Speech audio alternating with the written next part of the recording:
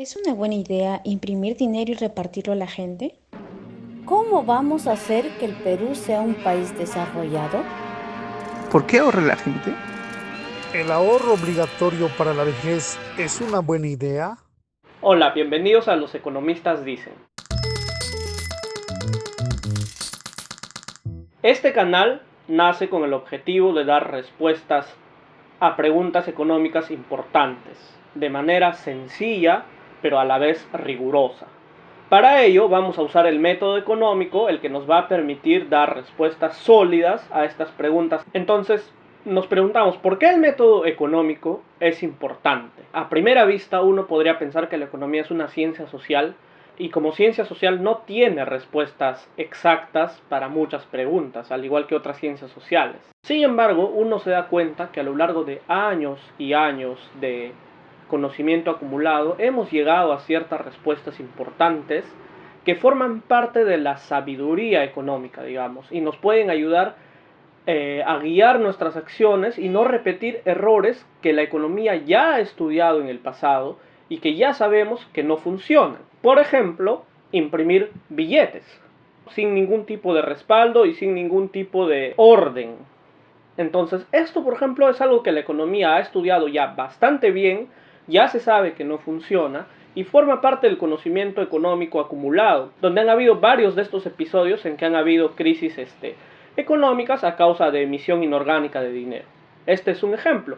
Tenemos más ejemplos que podremos ir revisando en los siguientes capítulos, pero entonces esto nos da una perspectiva de por qué podría ser importante analizar este tipo de preguntas de manera rigurosa.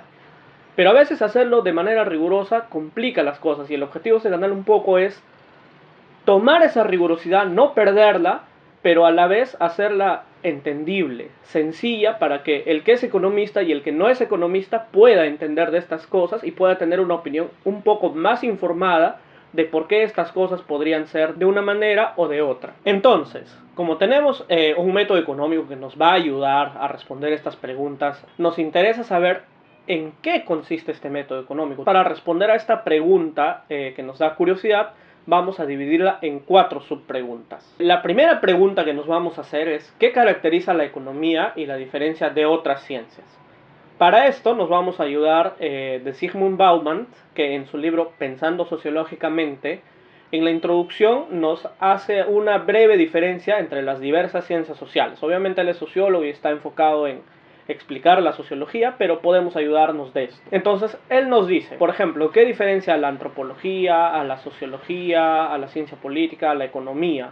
¿No? Porque al final, todas ellas estudian al ser humano en sociedad, ¿no? Son ciencias sociales. Por ejemplo, la historia estudia al ser humano en el pasado, ¿no? La antropología estudia la cultura del ser humano. La sociología estudia al ser humano en sus relaciones sociales.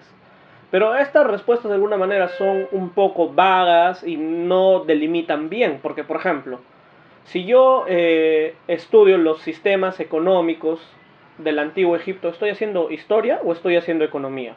Uno se da cuenta que no necesariamente este tipo de respuestas, que a principio son simples y pueden ser entendibles, nos dan una idea exacta de qué estudia cada ciencia. Entonces, Zygmunt Bauman ahí nos da una respuesta bastante buena, creativa y a mí me pareció importante y nos dice dos cosas. Primero, que lo que diferencia a las ciencias sociales una de otras es el tipo de preguntas que se hacen. Si hablamos de la economía del antiguo Egipto, por ejemplo, ¿no? Entonces, un sociólogo tal vez estaría interesado en las diferentes relaciones sociales que existieran entre los miembros. ¿Quién era el jefe?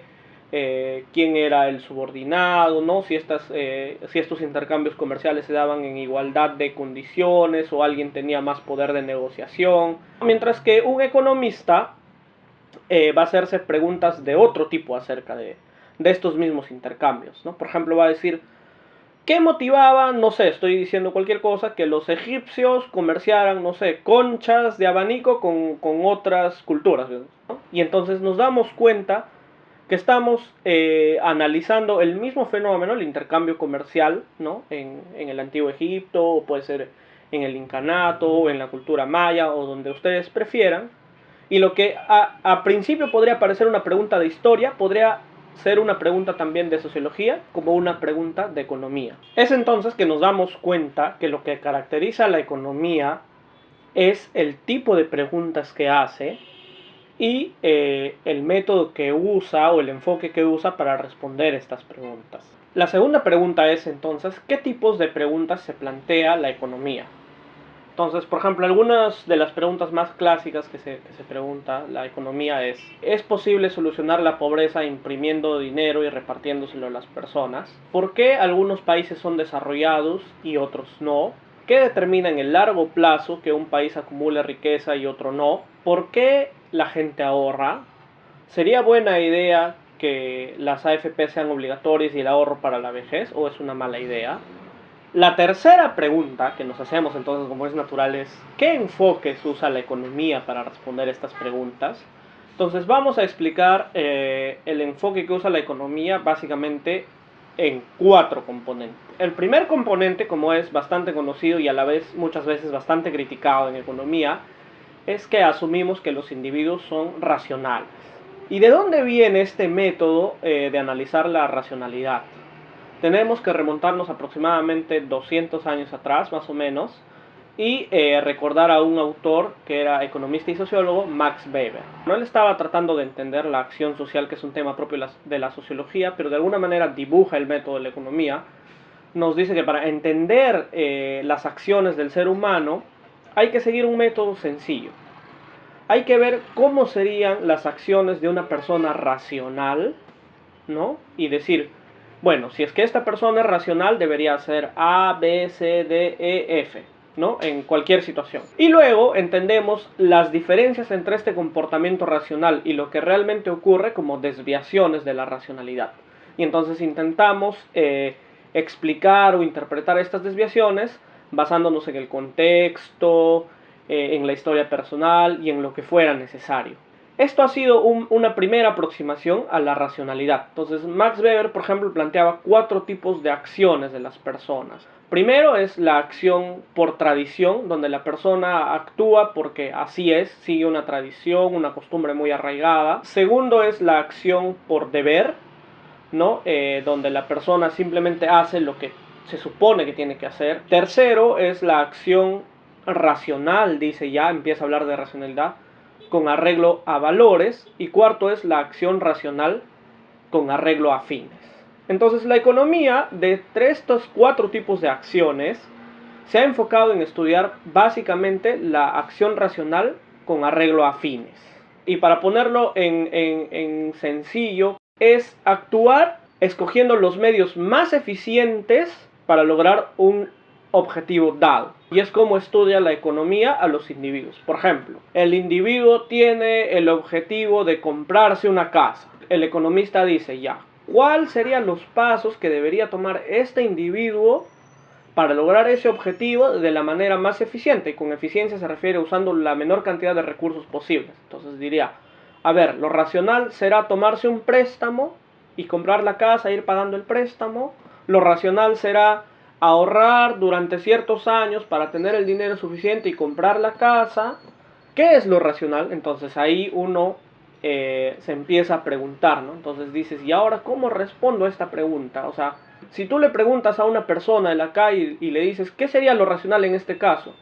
Algunos te dirían, no, pues cómprate la casa con el préstamo del banco y la vas usando, ¿no? Y lo que vas pagando de intereses es como que pagaras tu alquiler. A otra persona tú le preguntas y te diría, no, pero si tú sacas la cuenta, lo que pagas en intereses terminas pagando bastante más que el precio original de la casa. Ahí surge la pregunta de cómo definimos lo racional y decimos, ¿qué es lo racional? Aquí venimos con el segundo elemento del método económico, que es usar la matemática para acotar esta racionalidad y darle un sentido más aterrizado. En este ejemplo de la compra de la casa por una persona, lo que va a plantear un economista va a ser una función, ¿no?, de utilidad, que es como decir cuánto beneficio obtiene la persona de tomar esta acción. Entonces el economista va a decir, no vamos a entrar aquí en los detalles matemáticos, pero va a decir, la persona obtiene beneficio de ocupar una vivienda, no tiene tanto de dinero, Si es que las tasas de interés son en tal nivel, bueno, pues lo que le conviene es comprar la casa, porque lo que paga de interés efectivamente es como que pagara su alquiler, y al final está pagando su casa, y al final de cierto tiempo la casa va a ser propia, la puede vender y obtiene mayores ganancias. Pero en cualquier caso, la racionalidad está determinada por este uso de las ecuaciones, que va a tomar una forma muy particular, van a derivarse fórmulas, van a escribirse ecuaciones, y la respuesta va a ser o una u otra, utilizando la matemática. Entonces, los economistas ya tomamos el hecho de la racionalidad, lo hemos puesto en términos matemáticos simples, hemos derivado ecuaciones, hemos hecho cálculos, y bueno, dependiendo de las condiciones, te vamos a decir te conviene una cosa o te conviene otra cosa. Y esto, aunque es grandioso y es realmente un logro muy importante, porque abstraer toda esta gran decisión, como puede ser comprar una casa, ponerla en términos simples, ponerla en términos de matemática, de fórmulas, es un gran trabajo y supone un gran logro. También tiene un costo muy grande, que es el hecho de sobresimplificar la realidad. Para tú lograr estas fórmulas bien acabadas y estas ecuaciones bien hechas, necesitas asumir bastantes cosas sobre la persona, sobre sus preferencias. Necesitas asumir, por ejemplo, que solo tiene dos opciones, ¿no? O solo gasta en dos cosas: en ahorrar para su casa y en una canasta de bienes ficticia donde entra todo lo demás, por ejemplo, en un equilibrio parcial. Y entonces asumes cosas de esa manera, o que la persona puede decidir perfectamente en cada situación qué es lo que prefiere, ¿no? Cuando a veces las personas ni siquiera sabemos lo que queremos en muchas ocasiones. Y bastantes conceptos técnicos más que tal vez en capítulos posteriores puede haber oportunidad de desentrañar y de explicar a mayor profundidad. Pero entonces, todo esto que se requiere para poner los problemas en términos simples y muy elegantes, tiene este costo de sobresimplificar la realidad. Entonces uno dice, bueno, pero capaz que sobresimplificar la realidad no sea mala idea, ¿no? Al final necesitamos cosas con las que orientarnos, que sean sencillas, porque la realidad es tan compleja que si lo hacemos demasiado complejo, no nos orientamos bien. El problema viene que, al ser la economía una ciencia que ha sido bastante influenciada por las ciencias naturales, la física en particular, ¿no? Esta forma de plantear modelos matemáticos y ecuaciones y fórmulas viene de la influencia de la física, y tomando también esa influencia de la física, es que los economistas queremos poner a prueba nuestras conclusiones, ¿no? Así como un físico deriva sus fórmulas y dice, bueno, a ver, las leyes de Newton son tal, tal, tal, tal, se supone que existe una gravedad, que la gravedad vale tal cosa, ¿no? Van a un laboratorio y dicen, voy a comprobar si lo que yo he concluido es cierto, que la gravedad vale tanto. Ah, ya, planteo un experimento, digo, si yo suelto una canica de cierta altura, debe llegar al piso en tanto tiempo, y si llega en ese tiempo exacto que yo he calculado, quiere decir que mis cálculos son correctos, que mis conclusiones son correctas y que estoy por buen camino. Igualito, los economistas decimos, bueno, ya he tomado este problema, lo he puesto en fórmulas, lo he puesto en forma de ecuaciones, he derivado la solución y acá tengo una solución, entonces según esta solución debería cumplirse tal cosa. Los economistas no tenemos laboratorios como los físicos donde podemos experimentar, no es que puedas ir y experimentar con personas, pero lo hacemos de manera indirecta, ¿no? Empezamos a observar datos, cómo se comportan, por ejemplo, en este tema de las casas. Podemos obtener datos, no sé, del registro público de compras y ventas de casa, y empezar a observar si la gente compra sus casas al contado, compra sus casas con hipoteca, cuánto se presta del banco, si da 10% de inicial, 50% la inicial, ¿no? Y empezar a tratar de comprobar si nuestras teorías, nuestras conclusiones son correctas. Pero lo que sucede, ¿no? Y aquí para correlacionarlo con el costo que tenemos al sobresimplificar la realidad, es que muchas veces los datos no coinciden uno a uno con las conclusiones que nosotros extraemos. Entonces uno concluye que las cosas deberían ser en cierta manera, va a observar los datos y ve que las cosas no son de esa manera. Y esto es bueno porque es así como avanza el conocimiento científico. Los economistas a veces llegamos a conclusiones que no se cumplen, y entonces eso impulsa el conocimiento económico a buscar respuestas, ¿no? Y ahí paso a otro de los elementos importantes del método económico, que sería el análisis de datos. Como decía también otro querido profesor mío, el análisis económico sin análisis de datos es como ceviche sin pescado. ¿Por qué es tan importante el análisis de datos en economía? Por ejemplo, el hecho de que las teorías económicas provienen de una sobresimplificación de la realidad y poner la realidad en términos matemáticos, al pasar de esta realidad compleja a este modelo matemático simple, estás dejando en el camino muchos detalles que podrían ser importantes o podrían no serlo. Entonces, ¿cómo te aseguras de que has tomado los detalles importantes y que has dejado de lado los detalles no importantes?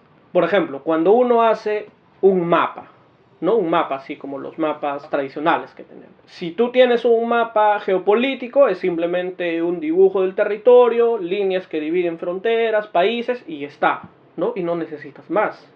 Necesitas algún otro tipo de mapa para otro fin específico, por ejemplo, no sé, un mapa de altitudes. Y entonces en el mapa empiezas a dibujar el territorio, capaz que si es que te interesa o no, le pones las fronteras y empiezas a usar escalas de color para decir, bueno, esto está a nivel del mar, esto está a 100 metros, a 500 metros, a 1000 metros sobre el nivel del mar, ¿no? Y entonces, por ejemplo, en esto de los mapas, más o menos el fin con el que tú haces el mapa es claro, la forma de evaluar si tomaste o no los detalles correctos es claro, ¿no? Dices, bueno, voy a usar escalas de 1000 metros en 1000 metros, ¿no? Para poner los colores en este mapa de altitudes. Bueno, lo usas. Si te das cuenta que no te es suficiente, dices, no, voy a usar escalas de 500 metros o de 100 metros y dividir las altitudes en rangos de 100 metros, ¿no? Y más o menos como que es claro si es que estás tomando o no los detalles relevantes. Pero en economía no es tan claro a veces. O sea, no puedes decir, sí, tomé todos los detalles relevantes, los detalles que no importaban, los dejé de lado, así que estoy feliz. ¿Cómo haces o cómo te aseguras de que has tomado los detalles relevantes? Mediante el análisis de datos. Si yo he tomado todos los detalles relevantes, he hecho el modelo como se tenía que hacer, he tomado en cuenta todos los posibles escenarios que se podrían presentar y bueno, pues he escogido los más importantes, a la hora de yo contrastar mis conclusiones contra los datos, debería observar que las conclusiones que obtengo y el comportamiento en los datos debería ser similar. Tal vez no exacto, pero debería haber cierta similaridad. ¿Qué pasa si yo llego a conclusiones muy bonitas, producto de un modelo matemático, ¿no? Que he hecho simplificaciones, pero los datos no me ayudan? Entonces es una alarma, es un punto de quiebre donde yo digo, tal vez estoy dejando de lado cierto detalle importante. Y esto puede parecer, o sea, algo trivial o algo menor, pero realmente no lo es. Muchas políticas económicas fallidas provienen de esto, de hacer modelos económicos que parecen razonables, que a primera vista pueden tener sentido, parecen aproximaciones correctas de la realidad, pero que si se hubieran contrastado con datos no se habrían llevado a cabo. Y esos errores pueden ser muy caros a veces. No te cuesta solo a ti como autor o como investigador, y podría costarle a muchas personas. Por ejemplo, la crisis de los 80s, ¿no? Producto de teorías económicas que no habían sido correctamente estudiadas, dilucidadas, analizadas, y que terminaron costándole mucho a la población, y especialmente a la población más pobre. Porque cuando tú tienes mucha inflación en un país, por ejemplo en el Perú, quienes más sufren son las personas más pobres que no tienen cómo protegerse de la inflación. Una persona que tiene más recursos tiene más maneras de protegerse de la inflación. Políticas económicas no correctamente estudiadas, con buenas intenciones, con buenos deseos, pueden llevar a perjuicios enormes. Y entonces el uso de los datos para tratar de hacer un control de calidad de lo que tú estás concluyendo es crucial en economía. Y va a ser algo importante en este programa. Entonces, ¿qué tipos de datos podemos usar? Podemos usar datos de diversa índole, datos muy granulares como informaciones a nivel de individuos, por ejemplo la encuesta nacional de hogares. Podemos usar datos muy agregados como por ejemplo el PBI, ¿no? El índice del PBI que lo produce el INEI en el Perú. O podemos usar, por ejemplo, algo que a mí me gusta bastante, datos históricos, ¿no? Ya sea datos de PBI históricos, series históricas de de producción, de precios o de lo que fueran, o otro tipo de documentos y fuentes históricas. No es muy común, no es la corriente principal en economía, pero a mí me parece una alternativa muy seria y muy buena, ¿no? De contrastar muchas cosas. Por ejemplo, ¿cómo nos damos cuenta de que imprimir dinero y dárselo a la gente es mala idea? No hay que hacer muchas ecuaciones, simplemente es observar la historia, ver que en el pasado ya se ha intentado eso y que no ha funcionado. Entonces, el análisis histórico, por ejemplo, es súper importante. En resumen, habíamos visto que el método económico consta de tres cosas principales: racionalidad, matemáticas, análisis de datos.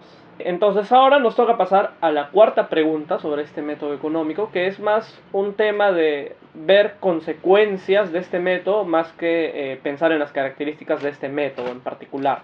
Y la pregunta es: ¿cuáles son los dilemas éticos que surgen de la aplicación y uso del método económico? En las ciencias sociales es común que hayan dilemas éticos cuando se aplican o se usan. Por poner un ejemplo, en la psicología, cuando uno hace investigaciones, siempre está tratando con personas, ¿no? Puede hacer experimentos psicológicos con personas, observación de conductas de personas, y este tipo de trabajos podrían involucrar efectos sobre el bienestar de esas personas que estás estudiando. Entonces, definitivamente se plantean dilemas éticos porque no estás trabajando con entes inertes. En la economía surgen dilemas éticos de la aplicación del método económico. Por ejemplo, una forma tradicional de trabajar en economía es tratar de ponerle precio a todo, ¿no? Entonces, por ejemplo, una aproximación a la reducción de la contaminación es ponerle precio a la contaminación, porque en algún momento vamos a tener que ver que hay lo que en economía se llaman externalidades, ¿no? Que es cuando ciertos agentes, los que contaminan, perjudican no solo a ellos, sino perjudican al resto. Entonces esto es un costo de producción, digamos, pero ese costo de producción no lo asume el productor individual, sino lo asume la sociedad en su conjunto. Entonces, para que, digamos, en la idea de la economía, hablando esto de racionalidad y este concepto que quizás no ha quedado muy claro y que habrá también que explicarlo en su momento, de optimalidad, no es óptimo que un costo de producir bienes por una empresa o por un agente lo asuma toda la sociedad, ¿no? Entonces, una forma de superar este defecto, digamos, es tratar de ponerle precio a la contaminación y decir, bueno, tú puedes contaminar, pero tienes que pagar el precio de esa contaminación. Entonces, por ejemplo, uno podría preguntarse si esto es ético, ¿no? O sea, yo puedo destruir ecosistemas y estar tranquilo, en paz, con mi mente, porque sé que estoy pagando el precio de destruir estos ecosistemas. Otro ejemplo: en Chile, cuando sucedió lo de las protestas del metro y todo eso, en las noticias en algún momento se vio, no sé si exclusivamente con esto que nació de subirle un poquito el precio al metro, pero lo que vimos es que en algún momento hubo la propuesta por parte de algún encargado de la política pública de cobrar tarifas diferenciadas según la hora en que tú subías al metro. Entonces, si tú subías súper tempranito cuando no era hora punta, por poner un número, pagabas 5 soles, ¿no? Si tú subías en la hora punta o a partir de las 7:30, 8 de la mañana, digamos, pagabas, por poner un número, 7 soles. Entonces hay una diferencia entre 5 soles y 7 soles, ¿no? Que son 2 soles de diferencia. Los economistas podríamos modelar esto como un precio, ¿no? Y de hecho esta persona lo dijo en las noticias: el que quiere dormir hasta tarde, que pague el precio de dormir hasta tarde, ¿no? Como es natural en el pensamiento de los economistas. O sea, tú lo ves como un precio. O sea, si quieres pagar el precio normal, levántate temprano, y si quieres levantarte un poquito más tarde, hay una diferencia de precio que sería como que el precio que tú pagas por dormir un poquito más. Lo que es natural en el pensamiento de los economistas y que tal vez está influenciado por la matemática, donde tienes esa forma de razonar, de decir, ¿qué pasaría si esto lo veo de esta manera, ¿no? O sea, algo que tiene cierta característica, tratas de verlo desde un ángulo completamente distinto e interpretarlo de otra manera, y te ayuda a resolver problemas. Como los economistas hemos heredado esa forma de pensar, a veces decimos, bueno, pues ¿qué pasa si este diferencial lo veo como un precio que alguien paga? Y claro, en el papel y en los modelos esto funciona y puedes llegar incluso hasta un resultado de optimalidad, pero la pregunta ¿es ético esto? Porque usualmente quien no va a poder pagar este precio por dormir hasta tarde va a ser usualmente la persona que tiene menos ingresos, ¿no?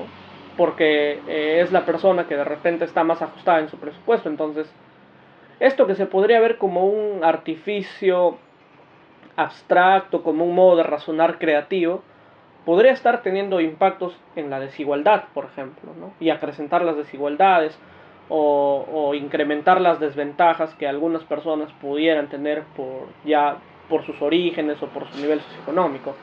Entonces, es válida esta pregunta, y creo que en momentos adecuados y a lo largo de todo lo que tratemos, siempre trataremos también de ver este tipo de dilemas éticos, y sobre todo la parte ética que nos importa a los economistas la mayor parte del tiempo es el tema de la desigualdad. Siempre es algo que estamos mirando y algo que estamos tratando de evaluar, porque siempre las políticas públicas, las decisiones económicas tienen impactos en la equidad y en la igualdad, que a veces podrían ser como un costo aceptable, pero a veces no, y esto requiere una dilucidación ética siempre.